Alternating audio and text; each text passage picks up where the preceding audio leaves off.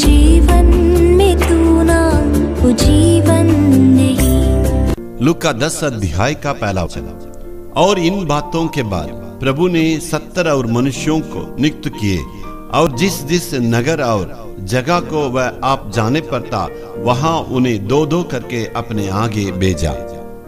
यहाँ प्रभु यीशु मसीह उनको दो दो करके आगे जाने के लिए कहा।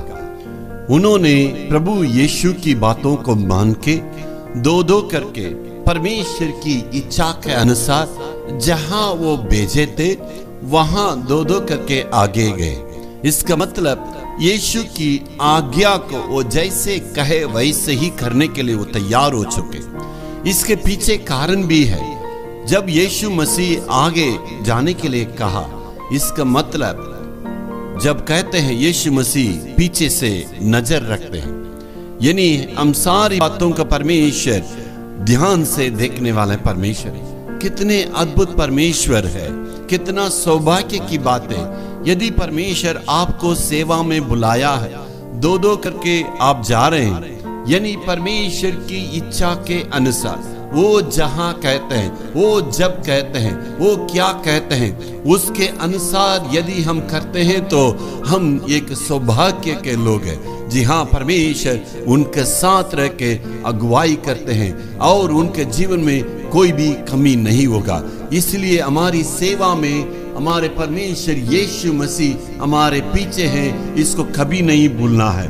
लूका 24 अध्याय का 47 वचन में लिखा है, मन फिराओ और पाप की क्षमा के बारे में तुम्हें प्रचार करना है। इसलिए मेरे प्यारों, आपकी सेवा स्थिर रहना है, आपकी सेवा आगे बढ़ना है, परमेश्वर उसको तारीफ करना है, तो पाप की क्षमा और मन फिराव को हमें अत्यंत लोगों के बीच में प्रचार करने की आवश्यकता है। लूका 10 अध्याय का 2 वचन में देखिए, और प्रार्थना के बारे में कहता है हमें प्रार्थना करके सेवा में आगे बढ़ना चाहिए।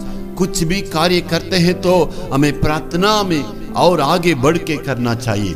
और लूका रचना सुसमाचार 24 अध्याय का 49 वचन में क्या कहते हैं, वहां पर तुम्हें प्रार्थना करके पवित्र आत्मा का ताकत के साथ सेवा करने के लिए तुम तैयार रहना है। जी हाँ मेरे प्यारों, यदि आप सेवा करना है तो पवित्र आत्मा के ताकत के बगैर सेवा नहीं कर सकते।